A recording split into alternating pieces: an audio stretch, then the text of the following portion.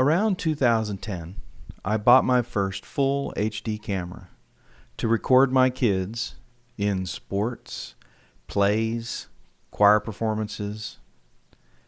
I tried to balance quality and budget and opted for a Canon VIXIA M30. Then last year, when I was setting up to record one of my older daughter's choir performances, one of the other fathers was doing the same. After talking with him, we arranged that I would edit the video from both cameras together to share with the other parents.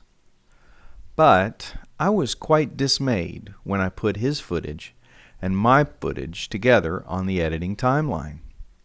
His video was quite clearly, more clear. Well, it had been 5 years, and in technology terms, that's a century. So it was time to get a new camera. His camera was a Panasonic HC-VX870. This is a 3-sensor device, unlike the majority of consumer cameras, which use a single sensor.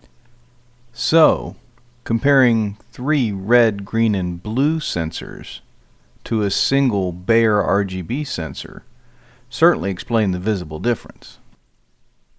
By that time, the X920 was last year's model, so my intention was to get the newer model. But alas, Panasonic decided not to use 3 sensors in the HC-VX870. However, the new model added 4K. If you consider that a 4K image, downscaled to full HD, would contain at least one true sample for all 3 colors in each pixel, theoretically, it should be close. But when I took a closer look at the VX870 specifications, I noticed that in full HD, only 6.1 megapixels were being used for the video.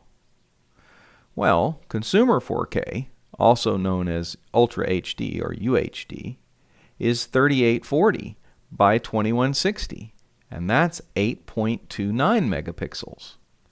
And that's what is listed for 4K video capture. But 6.1 megapixels is only about 3296 by 1856. That means there will be about 1.5 million red and blue sensors for the 2 million pixels of full HD.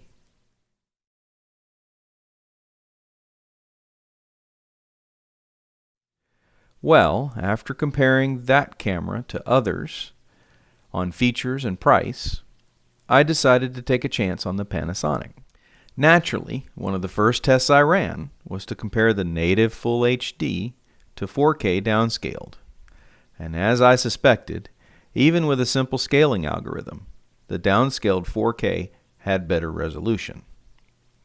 This year, I've added a Panasonic DMC-FZ300. I expected the 12 megapixel sensor to provide good 4K and excellent full HD. So I decided to test all of these cameras with an actual resolution chart. And the results are extremely surprising. You'll note in these comparisons that the full HD of the VX870 is barely as good as the older HF M30.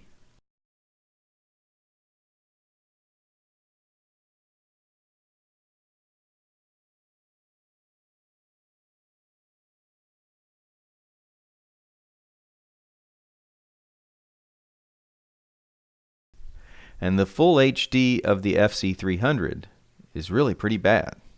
The aliasing is just abysmal.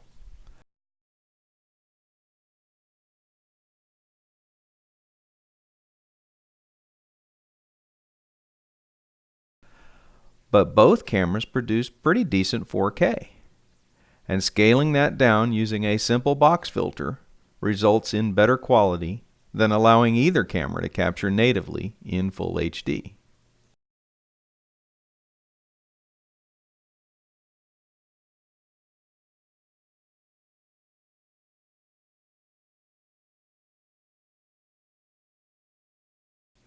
I have no idea what Panasonic is doing here.